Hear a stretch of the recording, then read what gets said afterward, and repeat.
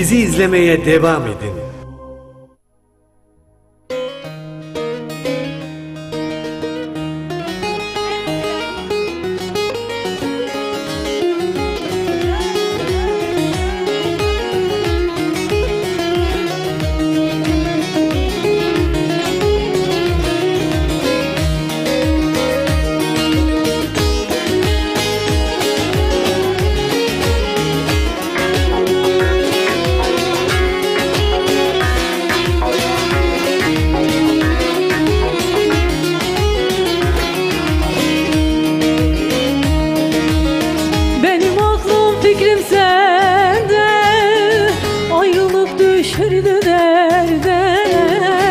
Geleceksen bir haber ver, bunalmışım bugünlerde. Özlüyorum özlememi, yollarını gözlememi. Gel de bitsin bu hasretlik, kavuşmayı istemem. Özlüyorum özlememi, yollarını gözlememi. Gel de bitsin bu hasretlik, kavuşmayı istemem.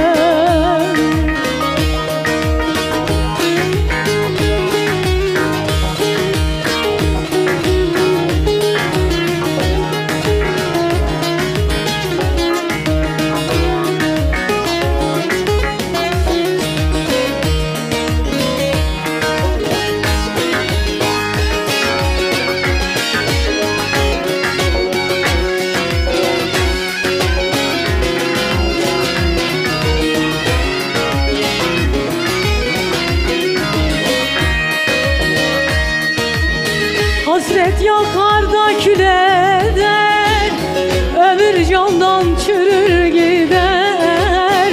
Takat kalmaz kalp yaralı, yokluğun perişan eder. Özlüyorum özlememi, yollarını gözlememi. Gel de bitsin bu hasretlik, kavuşmayı istemem. Özlüyorum özlememi, yollarını gözlememi.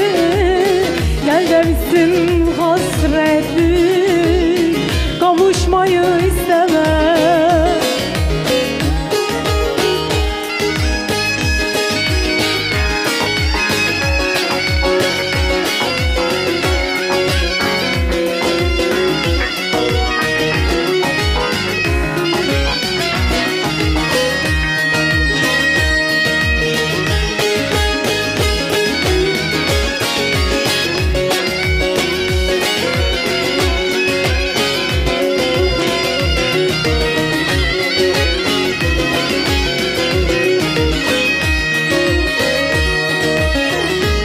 Sensizlik zulüm yar, takat kalmaz aptal al yar. Zaten kaderim güldürmez, kör talihim hiçe sayar. Özlüyorum özlememi, yollarını gözlememi. Gel de bitsin bu hasretlik, kavuşmayı istemem. Özlüyorum özlememi, yollarını gözlememi. Geleceksen bir haber ver, bulanmışım bugünler sanki. Özlüyorum özlememi, yollarını gözlememi. Gel de bitsin hasretlik, kavuşmayı istemem. Müzisyen arkadaşlarıma teşekkür ediyorum. Özlüyorum özlemem mi? Evet. Evet. Turan Başkanım. Evet. Düetlere az kaldı başkanım. Tamam. Hazırız değil mi? Yaparız. Ben vazgeçtim diyormuş. Biraz. Yok. Erzincan'ımızdan bir tane türkü söyleriz. Bence de. Erzincan'dan bir türkü söylenir. Ben de aralarda eşlik ederim. Evet. Evet, Dolaylı Köyümüz bu akşam stüdyo konuğumuz. Dolaylı Köy Dernek Başkanım Yavuz Yolcu Başkanım ve Dernek Başkan Yardımcım Turan Kayaoğlu ve sevgili Neslihan Uçar o muhteşem sesiyle, yorumuyla ederim. bu akşam kulakların pasını siliyor sağ olsun. Neslihan, Dolaylı Köyü'nün ilk festivalinde sahnede sen, sunumda ben olacağım değil mi başkanım? İnşallah. İnşallah. Reklam arasında öyle bir... Tabii ki. Evet, sözü aldık Tabii ki, başkanımızdan. Hayırlısı olsun inşallah. Her şeyin hayırlısı. Bu arada İsmail Başkanımızın kulaklarını çınlattık Usluca Köyü olarak. O da şu an yolda olmasına rağmen aracını da açmış. Telefondan takip ediyor programı. Kıymetli başkanım şu an memleketten İstanbul'a dönüş yolunda. Hayırlı gelsin inşallah. İnşallah sağ salim gelsin. Demiş ki sevgili kardeşim şu anda stüdyoda olmayı çok istiyordum. Fakat şehir dışında olmam münasebetiyle olamadım. Şu anda programını araçta izliyorum. Sana başarılar diliyorum. Yavuz Başkan'ı tebrik ediyorum. Turan Başkan'ı tebrik ediyorum. Dernekçiliğin ne kadar zor bir iş olduğunu bilen kişiler olarak söylüyorum. Turan abiye selam olsun. Neslihan Hanım'a da başarılar diliyorum. Teşekkür Ekranları ederiz. başında olan ve stüdyoda olan seyircilere de selamlar demiş. Kıymetli Başkanım İsmail Aydın. Bizden de sevgiye selam olsun. Yolunuz açık olsun başkanım. Sağ salim gelin inşallah. Bizden de selam olsun İsmail Başkanımıza. Evet, başkanım gerçekten Başarılı. dernekçilik dediğimiz zaman Evet, akla ilk evet. gelen özel isimlerden bir Başarılı. tanesi. Çok başarılı. Hem Çamoluk Dernek Başkan Yardımcılığıyla Evet, evet, hem de evet. Usluca Köyü Dernek Başkanlığıyla Evet. gönüllere taht kuran özel isimlerden bir Evet, tanesi. evet, Varlığı evet. daim olsun. İnşallah. Kıymetli başkanımızın. Yine benim çok sevdiğim, değer verdiğim, iyi ki var dediğim özel insanlardan biridir. Benim kıymetli abim İlyas Geco, programı takip edenler arasında. Selam olsun ona da. Başkanlarımın da Geco ailesiyle çok yakinen dostlukları mevcut. Yani Reklam küçüklüğümüz, arasında da bayağı konuştuk evet, böyle. küçüklüğümüz ve geçtiğimiz Geco ailesinin içinde geçti. Değil mi? Evet, Başkanım evet. ne mutlu. Hepsine özellikle Ali Osman abiye, Yusuf Geco'ya, yani buradan şu an ismini sayamadıkları Mustafa abiye, Mustafa Geco'ya hepsine selam olsun Evet, buradan. geçen hafta da programımızı Evet, bu yeme- sebeple iptal Evet, etmiştik. evet, Yemen evet. Geco amcamızı Evet, evet. hakkın rahmetine kavuştu. Allah rahmet eylesin. Evet. Tekrar rahmet eylesin. Yeri mekanı cennet olsun inşallah. Evet, evet, evet. Geride kalanlara da Rabbim sağlıklı uzun ömürler versin Amin, diyelim. amin. Tüm Geco ailesine de sevgi ve selamlarımızı iletelim buralardan. Bu arada benim hanım ve evlatlar programı takip ediyor. Selamlar olsun. Kayınvalidem Gülbade Mert, Selamlar olsun. kayınbabam Ahmet Mert, sevgili Esenciğim, Arda ve Kemal oğullarım. İkisi de şu an Allah bağışlasın. yakın takipte. Selamlar olsun. Sevgili eşime hepsine selam olsun buradan. Anacığım, babacığım onlar hiç kaçırmaz programı zaten. Kıymetli ablam, abim, yeğenlerim. Hepsine ayrı ayrı selamlarımı iletiyorum. Öpüyorum ellerinizden. Rabbim sağlıklı uzun ömürler versin inşallah hepsine. Tüm ana babalarımıza. İnşallah.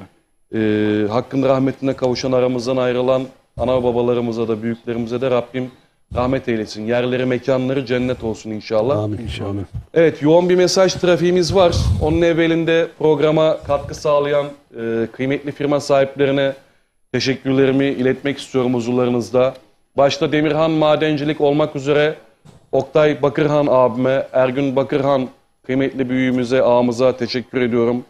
Yine alt band sponsorluklarıyla bizleri yalnız bırakmayan Arçinyon Mimari Danışma Arslan Dirice kardeşime teşekkür ediyorum. Tasarım ve uygulamada bir numara. Aksesuar dediğimiz zaman kauçuk etiket, deri etiket, metal aksesuar, lazer kesimde ARG aksesuar Recep Gecü'ye teşekkür ediyorum. Hasoğlu ahşap ürünleri siz hayal edin diyor. İbrahim Hasoğlu gerçekleştirsin. Hasoğlu ahşap ürünleri sevgili İbrahim Hasoğlu'na, Mehmet Hasoğlu'na teşekkür ediyorum. Hatırı sayılır katkıları için. Çiçekçilikte zirve, kütük çiçekçilik. İstanbul'un her yerine tek telefonla kapınızda. Kütük çiçekçilik, Mustafa Kütü'ye teşekkür ediyorum. Serpmeköy kahvaltısı, mangalbaşı, bungalov evler, canlı müzik ve çocuk oyun parkı dendiği zaman Revan Garden Mangal. Akla gelen ilk güzel mekanlardan Kemal Demirci'ye teşekkürler. Erkek kaban ve palto hem televizyonda sponsorum hem radyoda sponsorum. Rapperman's Wear. İçinizi ısıtan marka Serkan Halatçı'ya teşekkür ediyorum.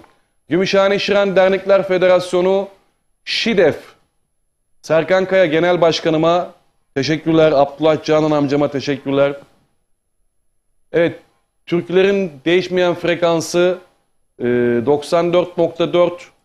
Labum Kafe'yi atladık mı? Ben görmedim. Labum Kafe vardı, Başarı Lojistik vardı alt bantlarımızda. Arkadaşlar hızlı mı geçti? Ben mi göremedim? Evet, Labum Kafe, Selahattin Gödek, Yavuz Yetimova'ya, Başarı Lojistik, Selahattin Gödek, Yunus Gödek, İsmail Gödek. Volkan ben mi görmedim? Hızlı mı geçti? Teşekkür ediyorum. Evet, sağ olsunlar, var olsunlar. Bu bağlamda, bu yolda bizleri yalnız bırakmayan tüm iş adamlarımıza sonsuz teşekkürler. Eksik olmasınlar. Başkanım mesajlara bir göz atalım mı? Atalım. Mesajlara bir göz atalım. Çünkü Almanya'dan Ben bir mesaj. selam yollayabilir miyim? tabii ki başkanım buyurun. Ben buradan oğullarım Emre, Arif ve Şakir İbrahim'e selamlarımı gönderiyorum. Ve ayrıyeten torunlarım Muhammed, Kaan, Poyraz, Elif, Zeynep hepsine selamlarımı gönderiyorum ve sevgilerimi gönderiyorum. Bizden de selam olsun. Ve bir de Yenice'de geçen hafta vefat eden sevgili ablama Allah rahmet eylesin. Adem eniştemize Başınız sağ olsun. sağlıklar diliyorum. Yaralı şu anda. Geçmiş olsun Allah diliyorum. şifa versin inşallah. Acı şifalar versin. Turan Başkanım selamlarınızı ilettik. Yavuz Başkanım sizin selam göndermek istediğiniz kişiler var mı? Ben bütün Türkiye'ye selam gönderiyorum. Herkese selam. Ve de Hayırlı eşime işler. selam gönderiyorum buradan. Yengemize de selam olsun. Evet. Mesajlara bir bakalım. Selamünaleyküm herkese hayırlı akşamlar. Başta babamız Turan Kayaoğlu başta olmak üzere dernek başkanımız Yavuz Yolcu'ya selamlarımızı iletiyoruz ve başarılarının devamını diliyoruz. Turan Kayaoğlu'nun çocukları Emre, Arif ve İbrahim. Evet. Onlardan da selam Maşallah gelmiş. başkanım. Allah uzun ömürler Sağ versin. olun. Teşekkür ederim. Evet, alt band sponsorlarımızı az önce gördük. Teşekkür ediyoruz rejimize. Hayırlı yayınlar. Bir hasret türküsü çalar mısınız? Elmalı cezaevinde yatan canım eşim Nadir Gökoğlu'na ve tüm koğuş arkadaşlarına armağan olsun. Onu çok özledik demiş. Allah kavuştursun diyelim tüm kader mahkumlarını. Hayırlı akşamlar Aytaç kardeşim. Konuklarınıza selam olsun. Yayınlarınız devamlı olsun. Gönlü güzel insanlara da selamlar Ok Meydanı'ndan. İbrahim Hasoğlu Allah'ım gönlüne göre versin inşallah demiş. Amin. İbrahim abi sen güzel adamsın. Senin duan tutar Allah'ın izniyle. Rabbim cümlemizin güzel gönlüne göre versin inşallah. Hayırlı geceler. Ben Şiran Sarıyer Mahallesi'nden Müdür Fikri Şekir'in torunu. 40 yıl oldu İstanbul'dayım. Ah anama türküsünü rica ediyorum. Beni seven dostlara gelsin demiş. Abidin Şeker göndermiş. Selam olsun Şiran'a da buradan. Hayırlı akşamlar. Ben Kayseri Sarız Gerdek Mağara Köyü'nden Durdu Çiftçi. Sizlerden köyümüzden Adil Şahin için bir türkü rica ediyorum demiş. Selam olsun Kayseri'ye. Tokatlı olarak bir Tokat 50'lik türküsü rica ediyoruz. Eşim Deniz'e sevgilerimle demiş. Selam olsun Tokat'a buradan.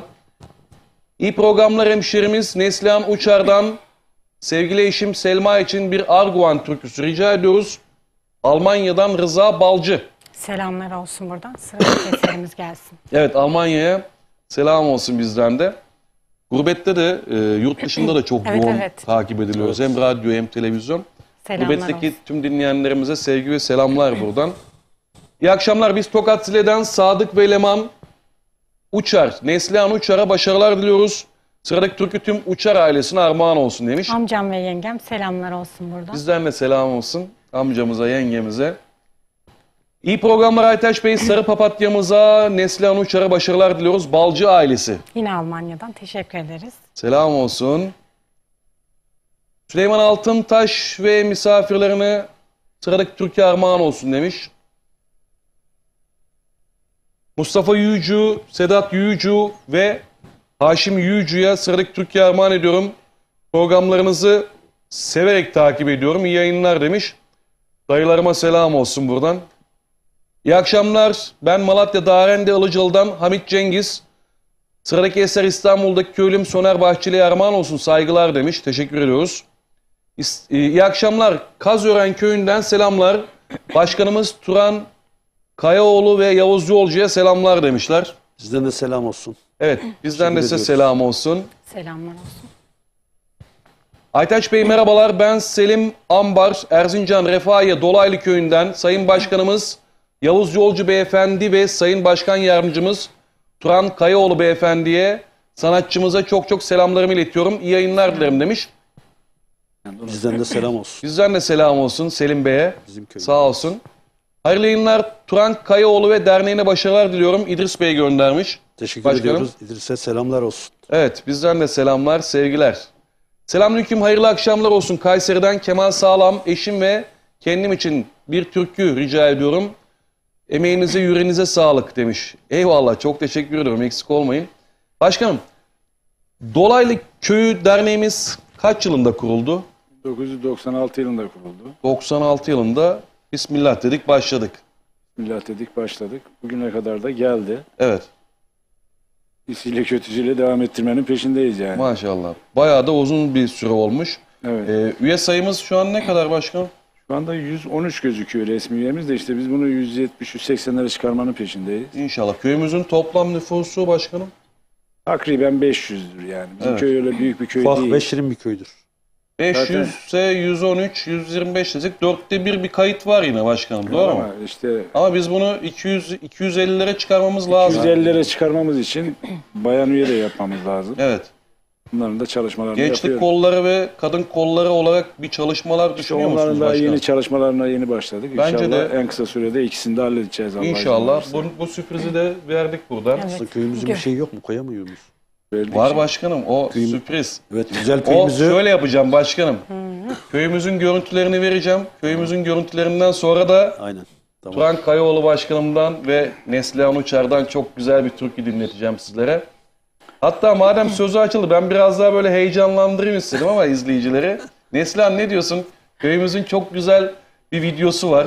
Ondan Dolaylı sonra köyünü başkanımız- Türkiye'ye ve dünyaya bir tanıtalım Evet. değil mi? Seyircilerimize Başkanım. tanıtalım. Önce biraz tanıtalım sonra girelim. Öyle mi? Tamam. Şimdi Dolaylı Köy gerçekten çok küçük ve çok şirin bir köy. Evet. Bizim bundan aşağı yukarı 40-50 yıl önce bizim köyün başında başka bir köy daha vardı. Evet. Bu ağalara yani Rumlardan kalan ama bir ağaya mahsus bir köydü.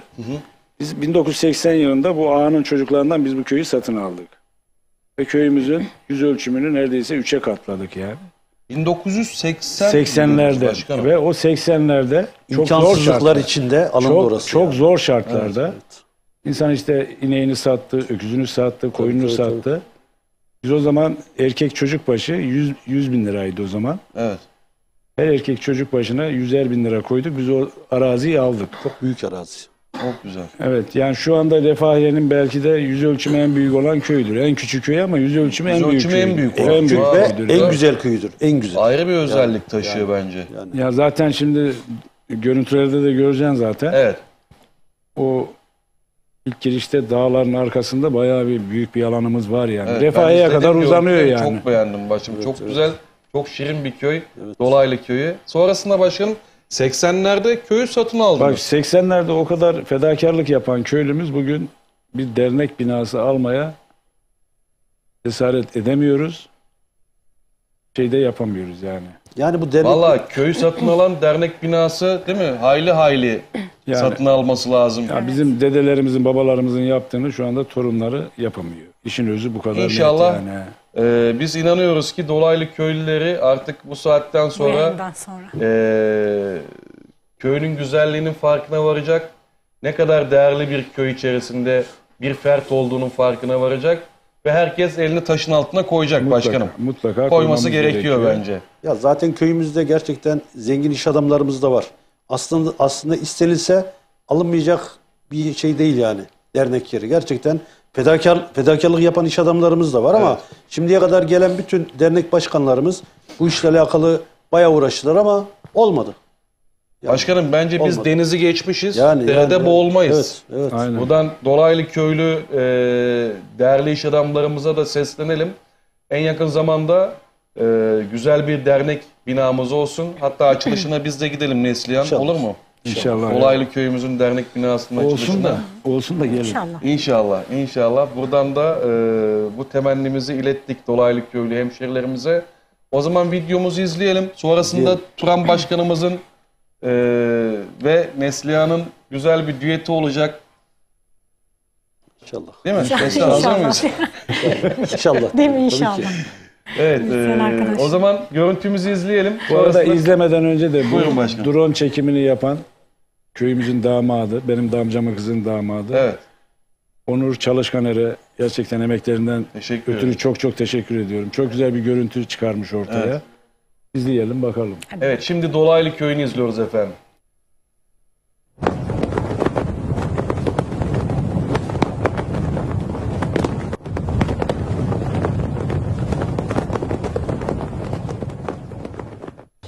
Gerçekten çok güzel. Vallahi o kadar şirin bir köy ki. Türkü de tam oturmuş yani. Türkü harika olmuş Değil mi? bence başkanım. Yeşil bir Erzincan alanda. Güzel Yemyeşil. olmuş. Arkası orman, önü bahçe, Evet. bağ. Öyle bir çok şirin bir İki köy. dere Yüz arası. ölçümü de gerçekten çok büyük Tabii, tabii. dediğiniz gibi. her türlü meyve olur, Evet. sebze olur. Kısmet olursa bir yaz böyle ziyaret etmek isterim İnşallah, başkanım. inşallah oradayken. Her zaman. Dolaylı Köyü'nü. Evet, evet. Şimdi sürprizimize geldi sıra. Kıymetli başkanım Turan Kayaoğlu ve Neslihan Uçar birlikte güzel bir düet yapacaklar. Başkanım tonumuz neydi onu söyleyelim. Başkanım benim gibi her tondan okur herhalde. Evet ben sadece aralarda. Heh. Daha canlı yayınlamışız. Canlı yayında. Evet bu arada sevgili Ünal Yücekaya Evet, tamam. programı Tonunu takip ediyor. söyledik. Şeyma yengemize, yeğenlerim Azra ve İkra'ya da sevgi ve selamlarımı gönderiyorum. Bu güzel türkümüz onlara da armağanım olsun. Yine Volkan Karabul kardeşim, o da aracında hem araç kullanıyor hem programı takip ediyor. Güzel, selam olsun. Sevgili Volkan Karabul kardeşime de sevgi ve selamlarımı gönderiyorum. En güzel Ben türkülerim söyleyemeyeceğim. sana da armağan olsun sevgili Volkan kardeşim. Karabul'sine de sevgiler, selamlar. Hazır mıyız? Hazırız. Size. Evet, ses var. Oy oy Erzincan.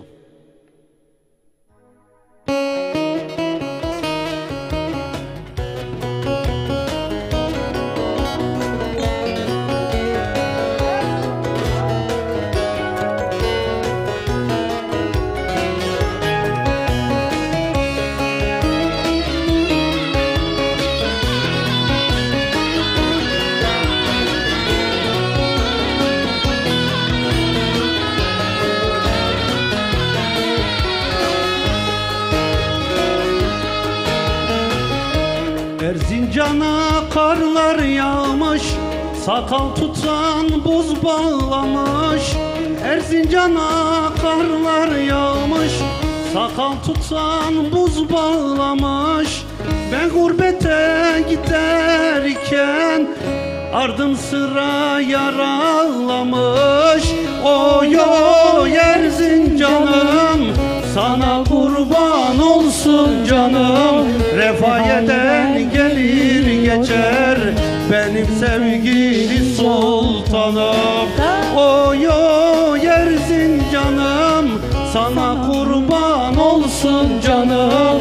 Dolaylı'dan gelir geçer benim sevgili sultanım.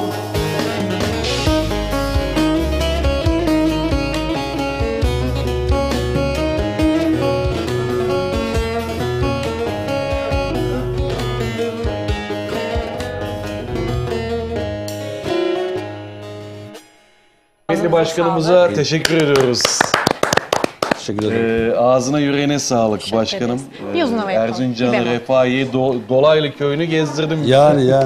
Eksik olmayın. Seviyoruz Erzincan'ımızı da, köyümüzü de. Kesinlikle. O zaman Neslihan'ın güzel türkülerinden bir tane hemen peşine dinleyelim. Tokat Zile'de bizi izliyorlar. Yeşilyurt ailesine gelsin. Selamlarımı gönderiyorum. Yeşilyurt ailesine sevgiler, selamlar bizden de. Evet.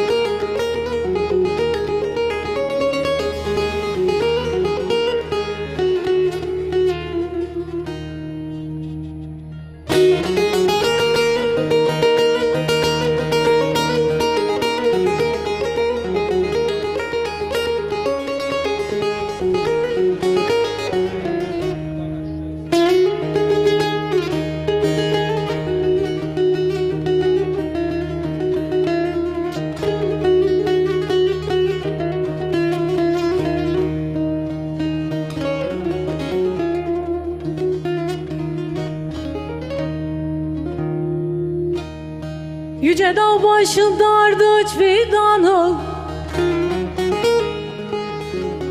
bu ayrılık deli eder adamı. Yollama gurbete cahil adamı, gider dönmez sılasını unutur, unutur, unutur da dudu dilim unutur, unutur da dudu dilim unutur.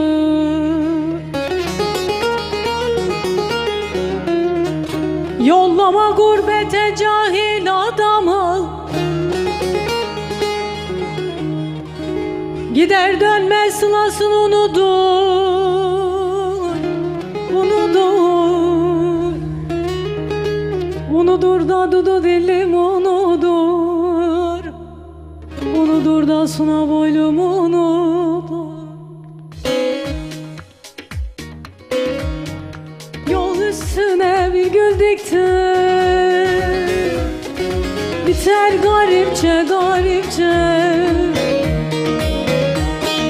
Yol üstüne bir gül diktim,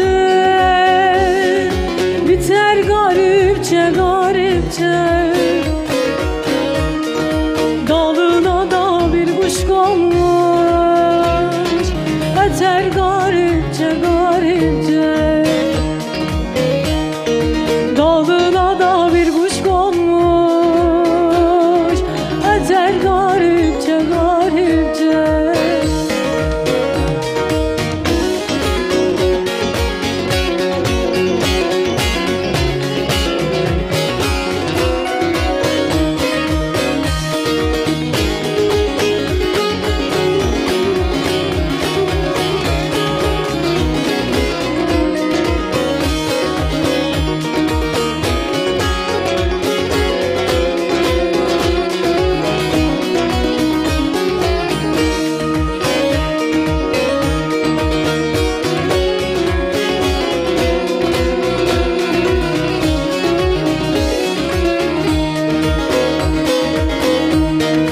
Geçip gitti gençlik çağı, duman almış karşı dağı. Geçip gitti gençlik çağı, duman almış karşı dağı. Gözümde baba ocağı, tüter garipçe garipçe. Gözümde baba ocağı, tüter garipçe garipçe.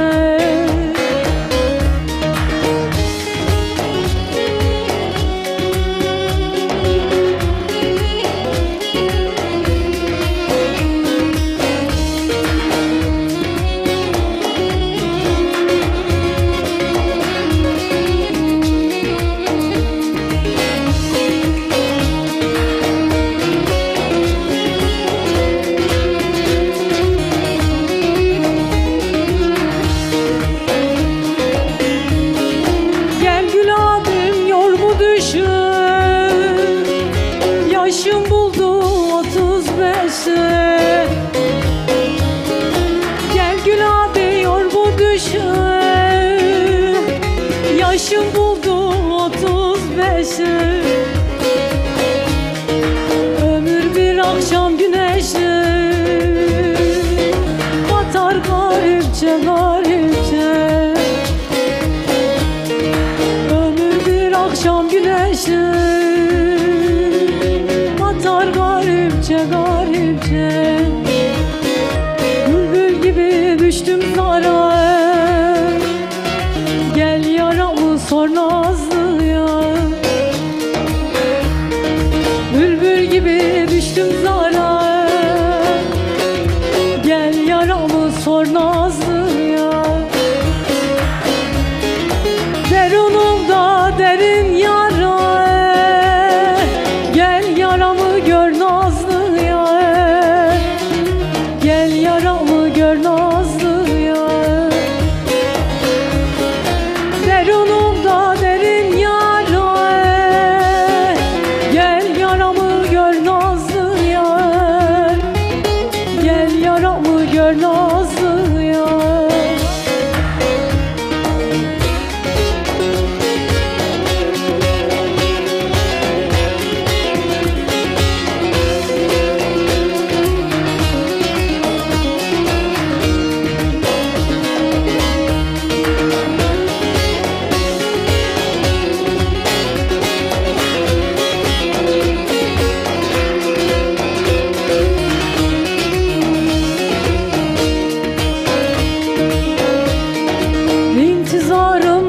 iktidara, ciğer kıyan yürek yara.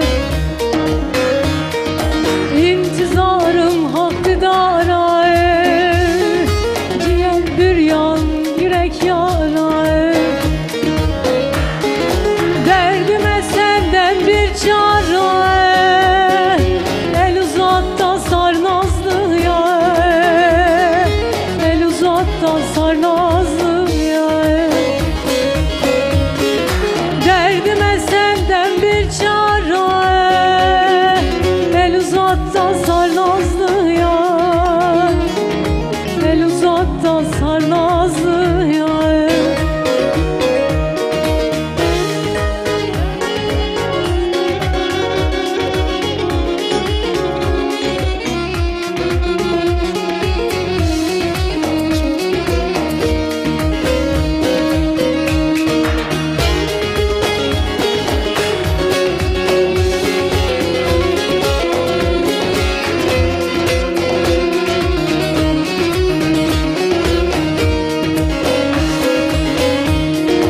Sevdiğimi herkes bilsin, varsın cihan bana gülsün.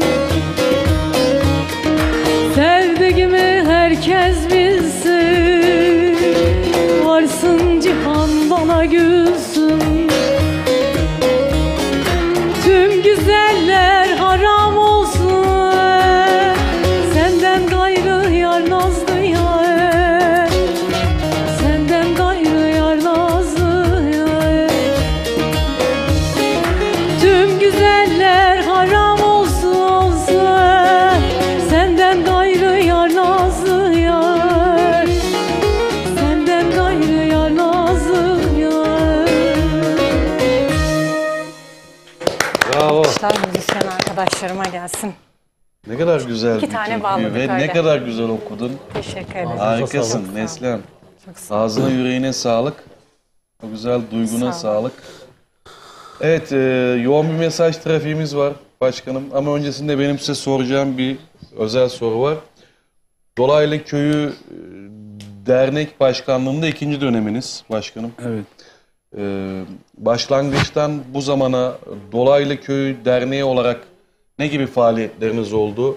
Kıymetli başkanım, bizimle paylaşır mısınız? Şimdi dernekçiliğin hani sosyal ve yardımlaşma derneği olarak sosyal yönünde fazla bir şeyler yapamadık ama yardımlaşma konusunda böyle zenginle ihtiyaç sahibi insanların arasında bir köprü oluşturduk biz. Zenginden alıp öbür tarafa En vermek. kıymetlisi de o bence, Evet, biliyor musunuz ya başkanım? o konuda işte Ramazanlarda falan onlardan alıp onlara Evet, kumanya şeklinde, BİM kartı şeklinde bayağı bir çok güzel.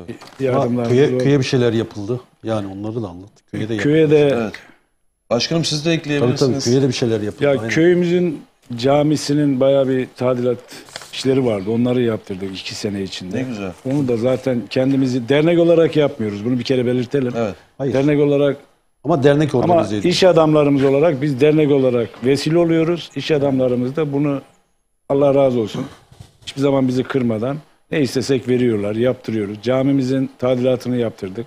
Köyümüzün su İşte deposu köyümüzün yapıldı. su deposu bayağı bir eskiydi. Evet. Ana çıkan suyun ana çıkan yerinde. Evet. Çok güzel bir çalışmalarla suyumuzu temiz bir hale Depoyu getirdik. yeniledik. Depoyu yeniledik. Harika. Dediğim gibi bizim ilçemizde futbol turnuvaları düzenleniyor. Evet. Refahiye'de köyler arası. Oraya katılım sağlıyoruz. Orada gençlerimizi kaynaştırmak istiyoruz. Birbirleriyle tanışmalarını sağlıyoruz. Ya aslında hedefimiz, ideallerimiz çok da Evet. buna ömür yeter mi bilmiyorum işte. Ama ömrümüz yettiği kadar Yeter elimizden Allah'ın izniyle başkanım. elimizden Ya geleni maşallah, yapmak gençsiniz. istiyoruz. Yani projeler yazıyordu orada da. Evet. Aklımdaki tek benim projem köyümüzün bir dernek yerinin olması. Başka hiçbir şey istemiyorum. Şu anki en büyük projemiz bu benim değil mi en başkanım? büyük hayalim ve en büyük arzum o. Başka Evet, bir şey istemiyorum. o- Sadece o yapılan binanın önünde Dolaylıköy Derneği binasının tabelasını gördüğüm gün daha başkanlık yapmayacağım. Başka bir şey istemiyorum. Aslında Tek o. ondan sonra Yok. Onu bir Başkanlığı göreyim, ondan ettirmek sonra daha lazım başkanlık başkanım. Onu yapan, Siz olmaz. yapan kahraman başkan olur yani. Ya, Kahraman Şimdi onu söyleyeceğim. yönetim Bence- olur yani. Bence Yavuz Başkanım gizli bir kahraman, perde arkasındaki gizli bir kahraman ve yaptıklarını anlatırken bile hissetmişsinizdir, fark etmişsinizdir. Mahcubiyeti yüzüne ve sözlerine yansıyor. Böyle güzel insanlar, böyle güzel kalpler hep var olsun. Yaptığıyla böbürlenen değil de yaparken mahcubiyetini hissettiren insanlar çok daha kıymetli, çok daha değerli. Çünkü Yavuz Başkanım da az önce bir şey söyledi. Dedi ki biz dernek olarak değil köy olarak yapıyoruz dedi bu yaptıklarımızın hepsini. Bu da çok kıymetli. Yani birlik beraberlik her zaman güç kuvvet getirir. Sen, ben, o, bu değil. Biz var. Tabii. Her zaman biz olmalıyız. Biz olmak için mücadele etmeliyiz. Bu bağlamda da bizim az önce her iki başkanımın da ortak isteğidir. Onu da hissettiriyorlar ziyadesiyle. Dolaylı Köyü gerçekten izledik. Çok şirin bir köy. Ve çok özellikli bir köy. Yüz ölçümü Erzincan, Refahiye'de yüz ölçümü en büyük köylerden bir tanesi. Değil mi? En büyüğü denilebilir yani. İşte bu değere kıymet biçmek lazım. Yani paha biçilmez aslında. Kıymet de biçilmez ama varlığının farkına varılması lazım bazı değerlerin. Onun için de çok geç kalmamak gerekiyor diye düşünüyorum. İnanın bana istemiş oldukları şey gerçekten çok değerli, çok kıymetli. Her insan, her köy ferdi ister ki eşini, dostunu, arkadaşını, çoluğunu, çocuğunu elinden tutup burası da bizim köy derneğimiz. Buyur sana burada bir çay ısmarlayayım diyebilsin. Yani. O yüzden ben inanıyorum ki dolaylı köylü hemşehrilerimiz de bu saatten sonra her bir ferdi gücü doğrultusunda elini taşın altına koyacak ve inşallah en kısa zamanda da birlik beraberlik içerisinde güzel bir köy derneğimiz olacak. İnşallah. İnşallah başkanım. Bununla alakalı da benim size naçizane bir kardeşiniz olarak tavsiyem güzel bir organizasyon. Bu birlik beraberlik gecesi adı altında. Evet. Güzel bir organizasyonla kimse bu çağrıya kayıtsız kalmaz. Evet. Söz konusu köy derneği ise eğer ki inanıyorum ki hiç kimse dolaylı köylüyüm diyen hiç kimse ya benim köy derneğim olması da olur demez. Onlar da karınca kararınca hepsi elini taşın altına koyar ve dernek binasını almak için mutlak surette herkes katkı sağlar. Bununla alakalı güzel haberlerinizi bekliyorum başkanım ben inşallah. En yakın, inşallah. En kısa zamanda. Evet, mesajlarımıza da ara ara bir göz atalım. Kıymet verip yazıyor dinleyenlerimiz, izleyenlerimiz. Hayırlı akşamlar, iyi yayınlar. Değerli yol arkadaşım, Dolaylı Köy Dernek Başkanı Yavuz Yolcu'ya ve Ekin TV ailesine, Turan Kayaoğlu'na selamlar demiş. Arif Kabakçı. Teşekkür ediyoruz. Beyefendi göndermiş. Teşekkür ediyoruz. Arif abi de şöyle söyleyeyim. Refahiye Dernek Başkan adayıydı. Evet. Bundan 4 ay önce Mayıs'ta bir seçim yaptık. Evet. Ben de Arif Başkan'ın yönetimindeydim. Maalesef seçimi kaybettik. Ama gönüller hoş olsun. Kesinlikle önemli olan biz Refahiyeliyiz. Her zaman her yerde hizmete varız. Gönüller bir olsun. Aynen öyle yani. Selam olsun başkanım. Yani seçimi kaybetsek de Refahiyemize küsemeyiz biz. Evet. Yola devam. Kesinlikle durmak yok başkanım. Yola devam, hizmete devam. Memleket aşkıyla yani yapılan her organizasyon, güzel organizasyonun biz de yanında olacağız sonuna kadar. İnşallah. Her şey köyümüz için Kesinlikle. ve Erzincan'ımız için diye. Aynen öyle başkanım. Yani. Bravo. Selamlar Yavuz Başkanım. Kolaylıklar diliyorum. Sadece köyüne hizmet etmiyor. Aynı zamanda Refahiye Derneği Futbol Turnuvası emektarı. Değerli kardeşim başarıların devamını diliyorum. Mehmet Bakacak göndermiş başkanım. Bizden de Mehmet Bakacak'a selamlar olsun. Bizden de selam olsun. O da bir yol arkadaşımız. Evet. Dediği gibi.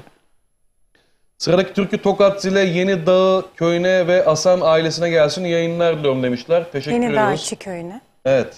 Evet, selamlar olsun. Neslihan buradan. Sivaslıydın değil mi? Hayır, Tokat Zile Yeni Tokat, Dağ köyü. Pardon. Evet. Genelde Benim öyle niye diyor. aklımda Sivas kalmış? Sivaslardan çok Sivas'a gidip geliyorum. Öyle mi? Eyvallah. Tokat Zile Yeni Dağ köyüne selam olsun. Ay. Dernek Başkanımız Yavuz Yolcu'ya ve Turan Kayaoğlu'na başarılar diliyorum. Nurettin Arıcı göndermiş. Teşekkür ediyoruz Nurettin abiye. Bizden de ona selamlar olsun. İyi akşamlar. Kazören köyünden Mehmet Şimşek, halamın oğlu olan Turan Kaya ve Yavuz Yolcu başkanlarıma başarılar Teşekkür diliyorum ediyorum. demiş. Dayımın oğlu. Kazören köyüne de selam Evet, olsun. Kazören köyüne de selam olsun bizden. Aşağıdan gelir benim Türkmen oyar benim olsa dert mi çekerim türküsü. Aşağıdan gelir benim Türkmenim. O yer benim olsa dert mi çekerim? Evet. Evet. Bu türkü istemişler Neslihan senden. Bu türkü Murat Öztürk'ten yeğenim Mehmet Çetintaş'a armağan olsun. Hayırlı akşamlar. Güzel yayınlar dilemiş. Teşekkür ediyoruz Teşekkür efendim. ederiz mesajınız Sağ olun. için. Keyifli seyirler diliyorum. Ben Yavuz Yolcu'nun yeğeni Furkan Yolcu. İstanbul'daki aileme başta Salih Yolcu'ya ve tüm Yolcu ailesine selamlarımı iletiyorum. İyi akşamlar dilemişler. Teşekkür ediyoruz efendim. Benden de Ankara'daki yeğenim Furkan'a çok çok selamlar. Selam olsun. Mesajlar bayağı yoğun başkanım valla. Sevenleriniz ve takipçileriniz bayağı çok. Varmış. Maşallah. Evet. Maşallah. Hayırlı yayınlar, sevgiler, selamlar olsun. Adana'dan ben Tuğba Yöntem. Neslihan Uçar'dan ben unuttum sevdiğim. Sen de Unut sevdiğim. türküsünü rica ediyorum. Babam Hayri Yöntem'in Neslihan ablaya çok selam var. Başarılar diliyorum demiş. Çok teşekkür ederim. Bizden de Benden selam de olsun. selamlar olsun. Tokat Zile Yeni Dağı Yeni Dağ içi. Yeni Dağ içi köyünden Murat Özkurt. Neslihan Uçar'dan belki bugün belki yarın türküsünü istiyorum demiş. Sırada İyi. o vardı.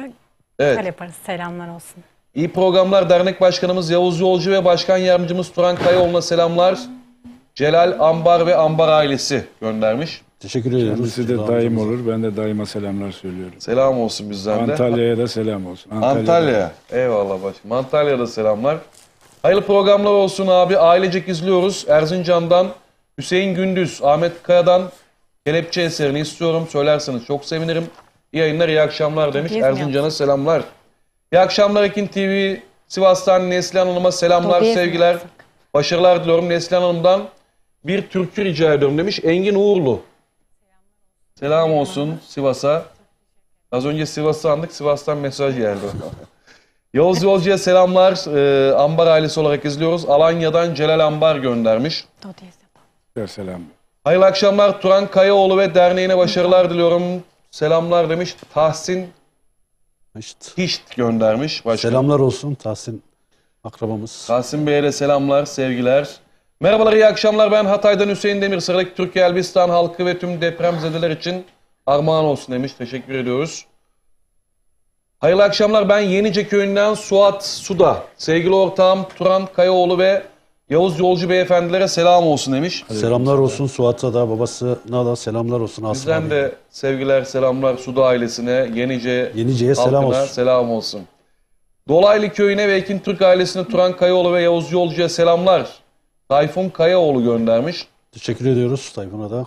Sen de Amcaoğlu da. selam olsun. Selam olsun. İyi akşamlar, ben Refahiye Orçul Çamlımülk köyünden Yusuf Özmen. Programınızı keyifli izliyoruz. Bizi topraklarımıza götürdünüz. Sağ olun, var olun demiş. Ne kadar güzel, ne kadar içten samimi bir mesaj. Yani. Biz teşekkür ediyoruz. Bu güzel programda bizi yalnız bırakmadığınız için.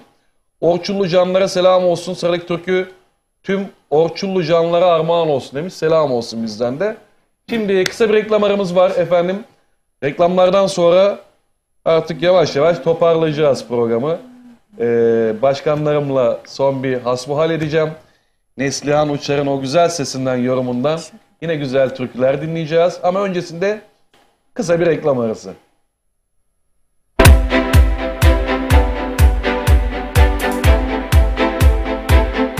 Sevgili izleyenler, herkese merhabalar. Şu anda bizler Ekin Gayrimenkul olarak Lüleburgaz Çiftlikköy'deyiz. Çiftlikköy'de çok güzel bir projeye imza attık. Bu bölgede 3 ayrı etapımız var. Şu anda 1. etap üzerindeyiz. Gerçekten havası güzel, oksijeni bol. Ben de köy hayatını özledim diyenler varsa aranızda ve yatırım yapmak istiyorum diyenler varsa 1. etapta yerinizi almakta geç kalmayın. 300 metrekare parsellerimiz 329.000 TL yerine 289.000 TL. Evet, yanlış duymadınız. 329.000 TL yerine 289.000 TL'ye buradan bir parsel sahibi olabilirsiniz. 1. etapımızda toplam 50 parsel var. Elinizi çabuk tutun. Hafta içi hafta sonu servislerimiz mevcut. Ekran altında numaramız var. Bir de ben söylemek istiyorum. 0212 486 39 0 0212 486 39 0 kısmi vade seçeneğimiz var. Takas seçeneğimiz var. Arazimiz hemen asfalta cephe. Kadastro yolu var. Evet, gördünüz zaten. Görüntüleri de görüyorsunuz. Hemen arkamızda bungalov ev var. İşte burada şu anda yaşayan var. Hafta sonları geliyor, pikniğini yapıyor ailecek. Gerçekten konum olarak güzel bir bölgede. Bulunduğumuz yerde elektrik yakın ve yine Seyitler tren istasyonu var yürüme mesafesinde. Bu da çok önemli bir ayrıntı. Yani ileride burası faaliyete geçtiği zaman Küçükçekmece'den çıkıyorsunuz hızlı trenle yarım saatte arazinize kadar geliyorsunuz ve yürüme olarak da maksimum 5 dakika 1 kilometre bile yok. Tren istasyonu durağına, bu durakta oradan Babaeski'ye daha önce satmış olduğumuz yerlere kadar gidebiliyorsunuz. Evet, 300 metrekare parsellerimiz 329.000 TL yerine 289.000 TL. 0212 486 39 0 0212 486 39 0. Lüleburgaz'ı benim anlatmama gerek yok. Lüleburgaz'ı herkes biliyor. Biliyorsunuz Kırklareli'nin en büyük ilçelerinden birisi, organize sanayi bölgesiyle. Binlerce çalışan var sanayi bölgesinde. Yüzlerce fabrika var. Bu bölgeden yer aldığınız zaman kazanmama şansınız yok.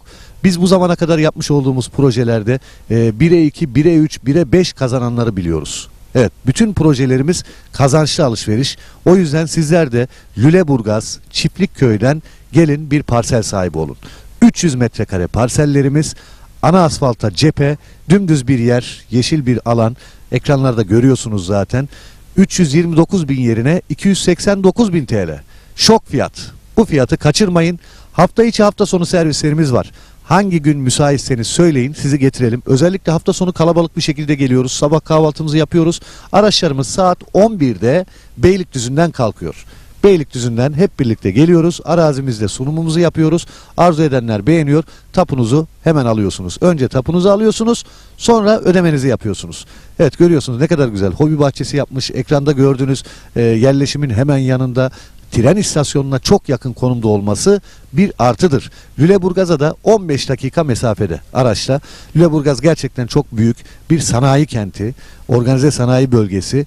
Bu bölgeler, işte denize yakın bölgeler, nüfusun arttığı bölgeler ve sanayiye yakın olan bölgelerden arazi, toprak sahibi olduğunuz zaman mutlak kazanıyorsunuz. Minimum 1'e 2 diyebilirim. Yani seneye burası şu anda 289.000 liraya zaten indirimli alıyorsunuz. Bakın 40.000 TL bir indirim var. Seneye belki burası işte 600.000 lira olacak. O yüzden bu fırsatı iyi değerlendirin diyorum. 300 metrekare. Arzu edenler vardır, ben 600 metrekare alacağım diyordur. Alabilirsiniz. Yeri görmeden karar vermeyin.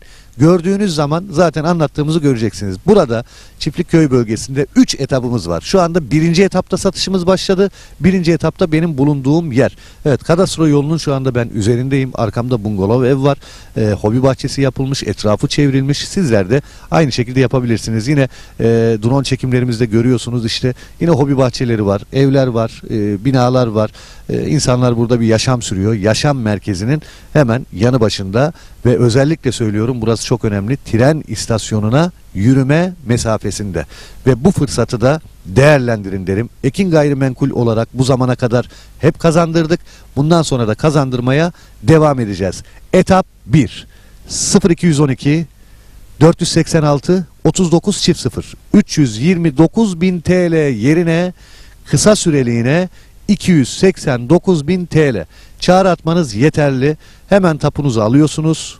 Bundan kolayı yok. Evet, dediğim gibi belki yetişmeyebilir paranız. Kısmi vade seçeneğimiz var. Takas imkanımız var.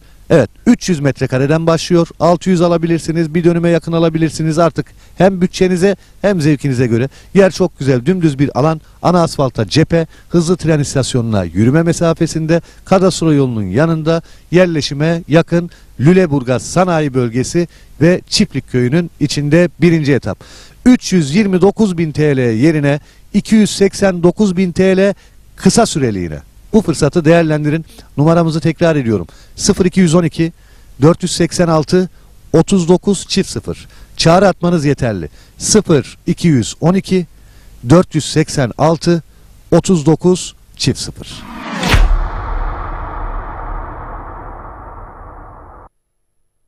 Sevgili izleyenler, herkese merhabalar. Şu anda bizler Ekin Gayrimenkul olarak Lüleburgaz Çiftlikköy'deyiz. Çiftlikköy'de çok güzel bir proje imza attık. Bu bölgede 3 ayrı etapımız var. Şu anda 1. etap üzerindeyiz. Gerçekten havası güzel, oksijeni bol.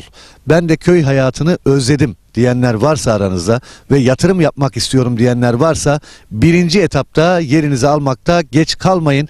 300 metrekare parsellerimiz 329.000 TL yerine 289.000 TL.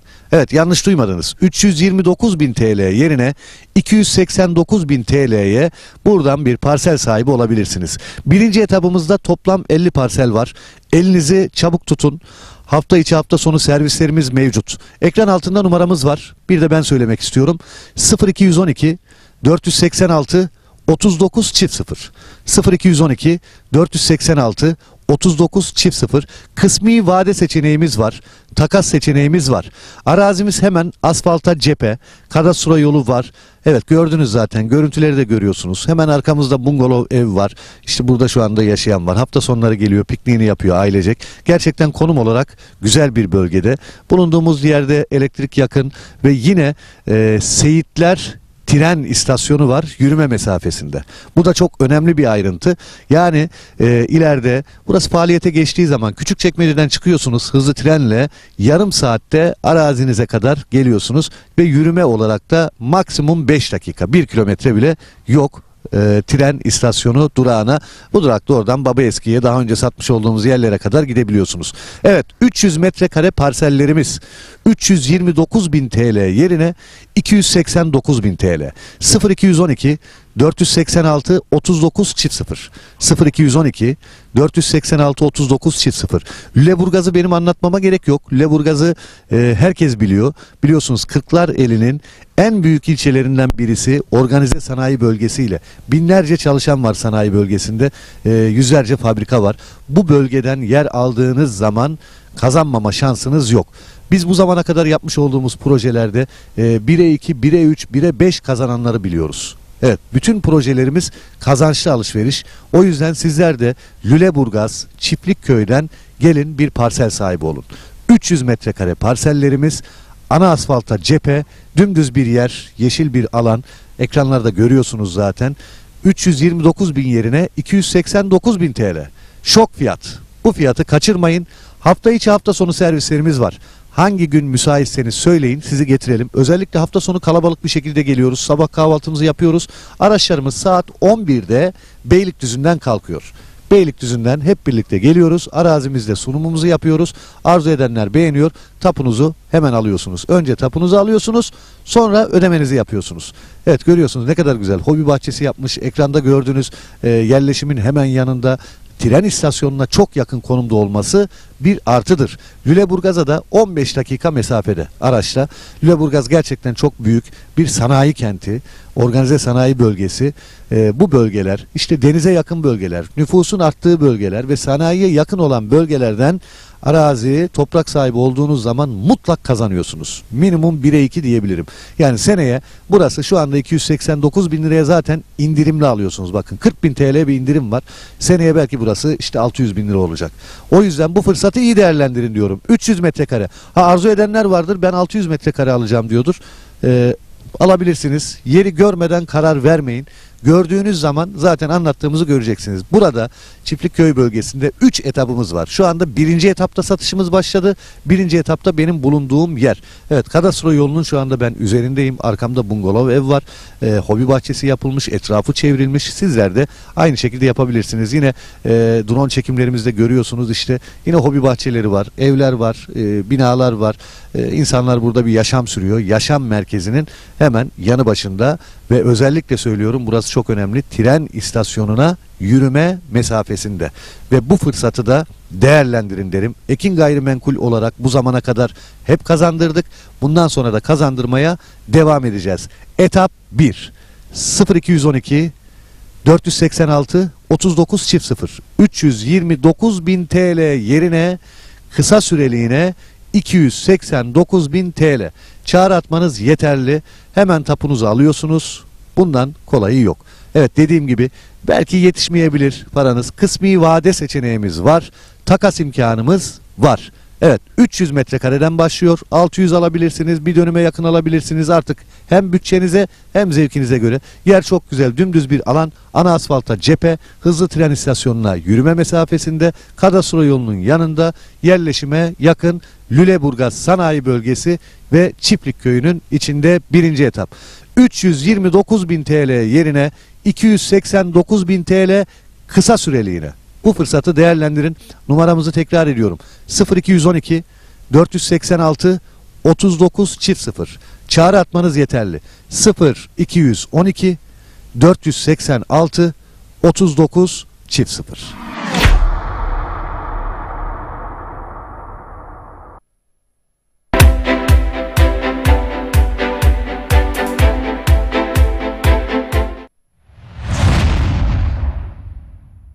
Merhaba sevgili dostlar, merhaba canlar. Ekin Tük ekranı başındaki çok muhterem insanlar.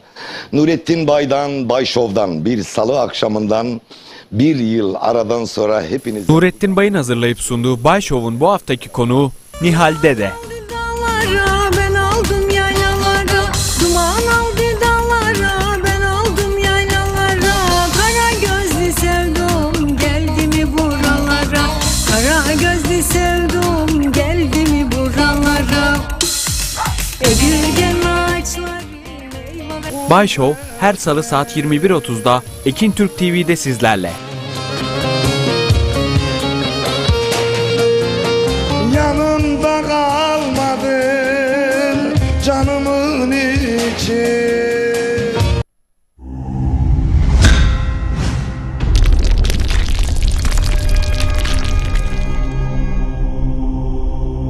Bizi izlemeye devam edin.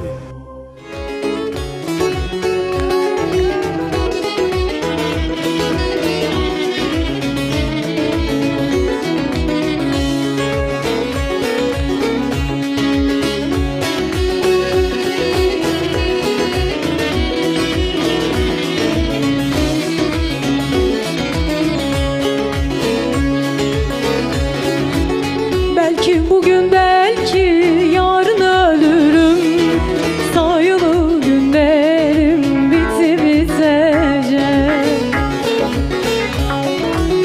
Ömür baharıymış tez geldi geçti, Temmuz'un sıcağı çöktü çökecek. Ömür baharıymış tez geldi geçti, Temmuz'un sıcağı çöktü çökecek.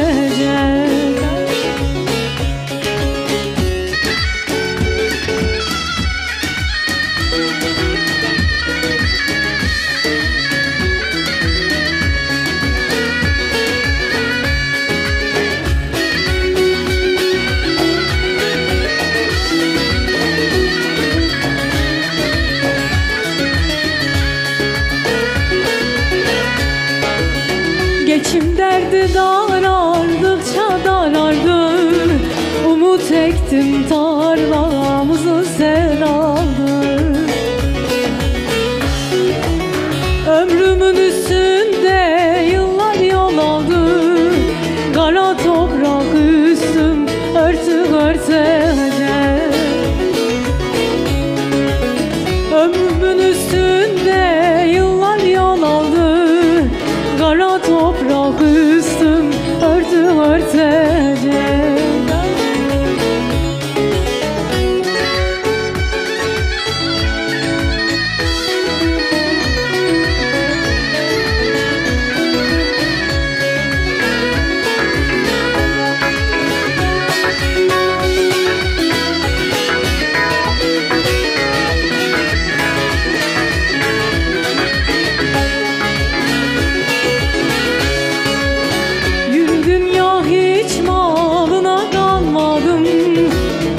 Boşa geçti değil yanmadım. Sana geldim bir tek yâre kalmadım. Nurşani boynunu büktü bükecek. Sana geldim bir tek sana kalmadım.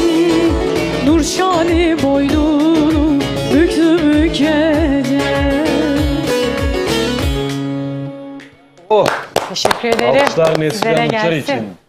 Ne demek? Teşekkür ediyoruz sevgili Neslihan. Ne demek? Ya o kadar güzel, o kadar samimi bir program oldu ki, Evet. o kadar hızlı geçti ki biz bir şey anlamadık vallahi başkanım. Evet, çok çabuk Maalesef geçti. çabuk geçti. Sayılmaz. Bunu saymıyoruz. Haftaya bir daha geleceğiz. Bunu saymıyoruz. Başkanımla, Turan Başkanımla, Yavuz Başkanımla da az önce istişare ettik. İnşallah Dolaylı Köyü için İnşallah. çok güzel bir projeyle tüm Dolaylı Köylü hemşerilerimizi bir araya toplayacağız. İnşallah. Radyodan da sık sık anonslar geçeceğiz.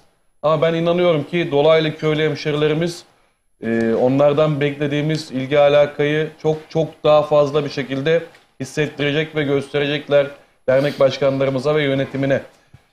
Yakın zamanda güzel projeler olacak inşallah. İnşallah. Benim çok sevdiğim değerli abilerimdendir sevgili Mehmet Kütük. O da şu an itibariyle kıymetli yengemle birlikte Rich Star'dan İbrahim eniştemiz ve sevgili kız kardeşimle beraber izliyoruz demiş. Hepsine sevgi ve selamlarımı gönderiyorum buradan. Hayırlı akşamlar, keyifli seyirler diliyorum. En güzel Türklerimiz de armağan olsun bizlerden.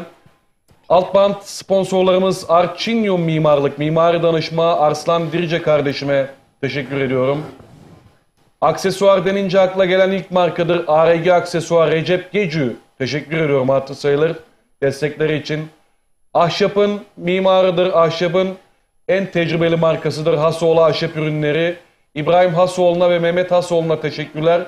En güzel çiçekler, buketler Kütük Çiçekçilik'te. Mustafa Kütük'e teşekkür ediyorum katkılarından dolayı.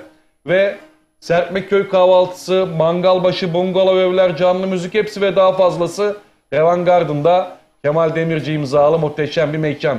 Rapper Menswear erkek kaban ve paltoda içinizi ısıtan marka Rapper Menswear'a Serkan Alatçı'ya teşekkür ediyoruz. Gümüşhane Şiren Dernekler Federasyonu ŞİDEF Serkan Kaya Genel Başkanımıza ve Abdullah Canan amcama teşekkür ediyorum hatır sayılır katkıları için.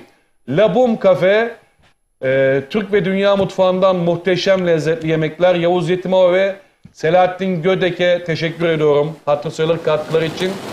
Dünyayı taşıyoruz sloganı ile Başarı Lojistik her zaman her daim yanınızda. Yunus Gödek, Selahattin Gödek ve İsmail Gödek'e teşekkür ediyorum hatır sayılır katkıları için.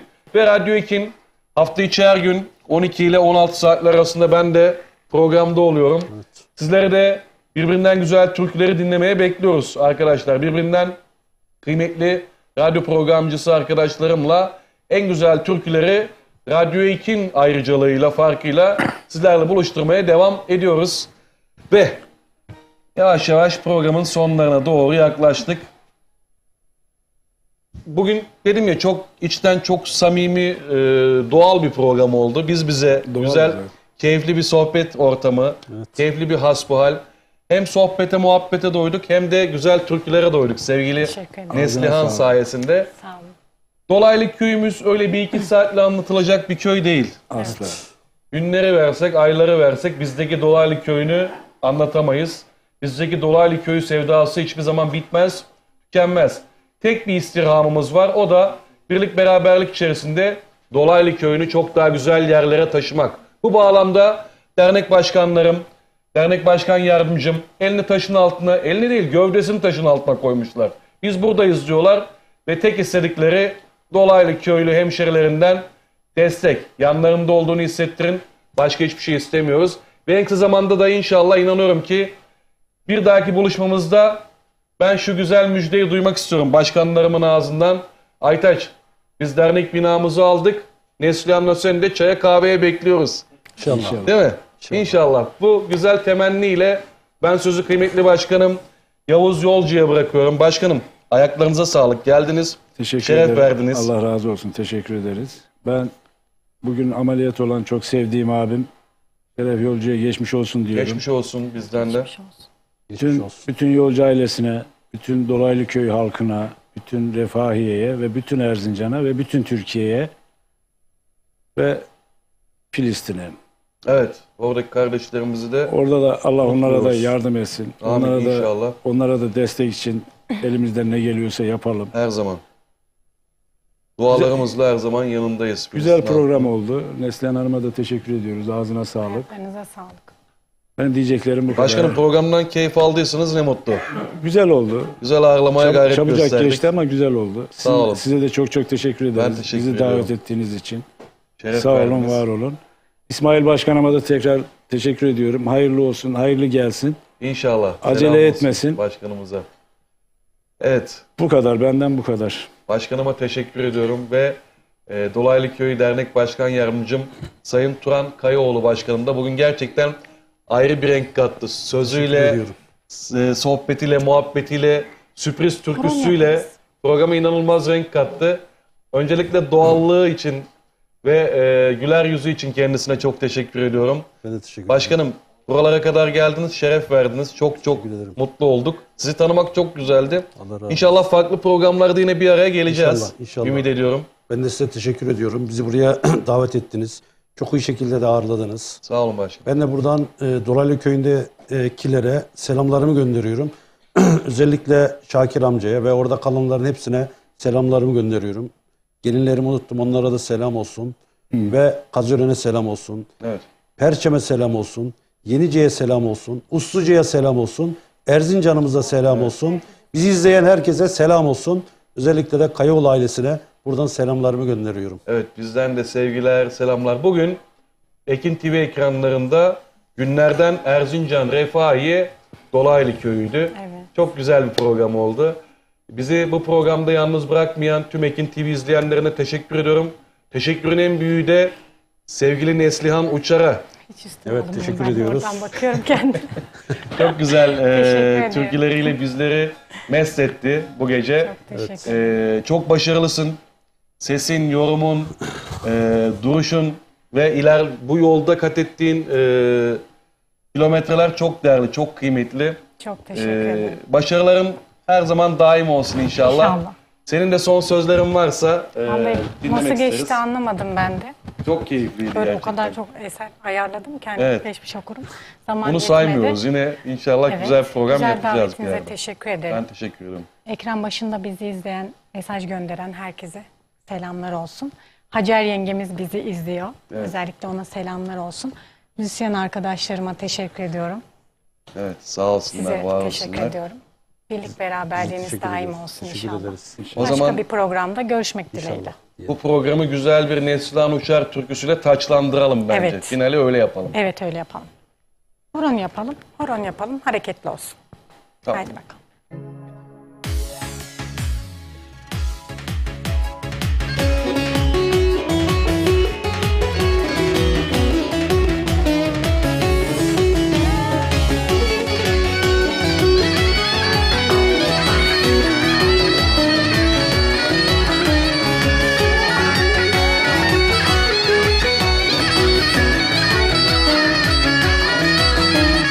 Denizin ortasında saman yanıyor zaman. Bak eller evlenir bizim düğün ne zaman. Denizin ortasında saman yanıyor zaman. Bak eller evlenir bizim düğün ne zaman.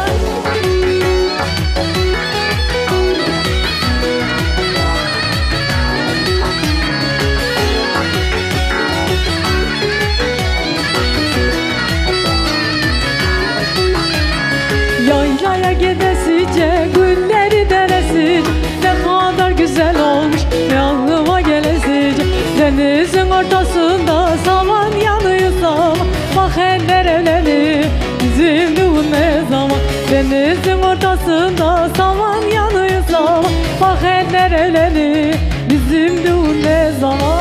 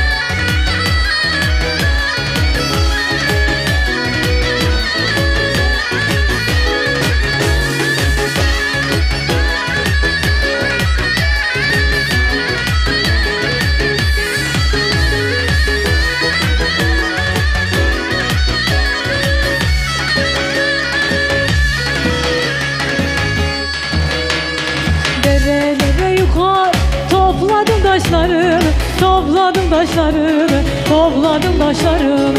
Yel esmiş de dağıtmış güzel saçlarını, güzel saçlarını, güzelim saçlarını. Yel esmiş de dağıtmış güzel saçlarını, güzel saçlarını, güzelim saçlarını.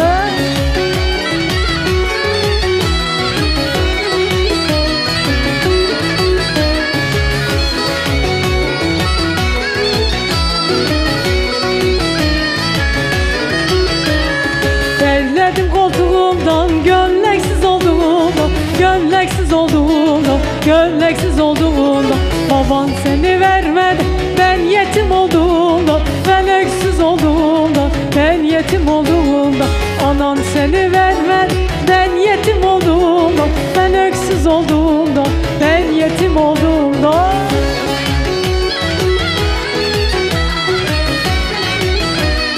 Helal olsun.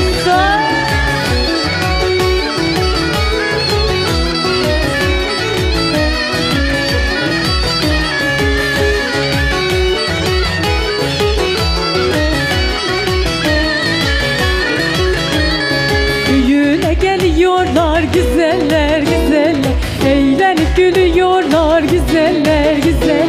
Düğüne geliyorlar güzeller güzeller, eğlenip gülüyorlar güzeller güzeller.